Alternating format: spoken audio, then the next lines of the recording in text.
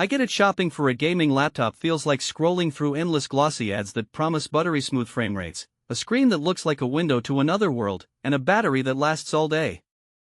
Then you get it home, power it on, and the first thing you notice is the boot time is more meh than instant, or the keyboard lighting looks cool until you try a marathon session and the keys start feeling mushy.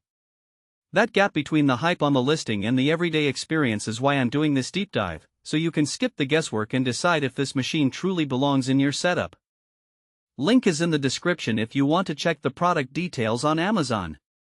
First off, let's talk about who actually needs a laptop like the Lenovo Legion Pro 7. If you spend most of your gaming time on a desktop rig and only need a portable option for travel, a mid-range 15-inch laptop with a decent GPU might be enough. But if you're the kind of player who wants to bring AAA titles to a coffee shop, a college dorm, or a hotel room without sacrificing the visual fidelity you're used to at home, then a high-end laptop becomes a necessity. The Legion Pro 7 is built for that niche: a 16-inch WQXGA panel, a top-tier RTX 5080 GPU, and a 64GB DDR5 memory pool that can keep up with the most demanding modern engines. In practice, this means you can crank up settings in Cyberpunk 2077 or Elden Ring to near maximum and still stay above 70 frames per second, even with ray tracing toggled on. That's the kind of real-world performance that matters when you're trying to stay competitive in fast-paced shooters or just want cinematic smoothness in story-driven games. Now, the strengths.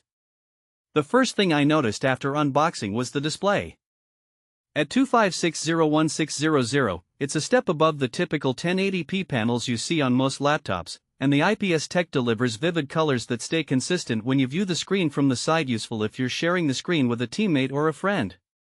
When you play a game that supports HDR, the laptop pushes the brightness enough to make highlights pop without washing out the darker areas, which is a subtle but noticeable advantage over many gaming laptops that claim HDR but can't actually deliver it. Another practical win is the storage configuration. A 4TB PCIe SSD gives you room for a massive game library, plus the speed means loading times are truly short. You can jump into a new world in under 10 seconds, which feels a lot like the instant gratification you'd get on a console with an SSD. The keyboard also deserves a mention beyond the usual RGB chatter. The keys have a short travel distance that feels responsive for rapid key presses, and the perky backlighting can be customized per game profile, so you can set a specific color scheme for a MOBA and a different one for at FPS without digging through software menus each time. For someone who streams or records, that visual cue can be a small confidence boost. The mousepad that comes with the package is larger than the average laptop pad and has a smooth surface that works well with both fingertip and palm grips, which means you don't have to buy a separate pad if you're okay with the size. On the flip side, there are some hidden trade-offs that become apparent after a few weeks of use. The first is the size and weight. At roughly 5.5 pounds and a thickness that rivals a small desktop tower, it's not the lightest thing to toss into a backpack for a full day of classes.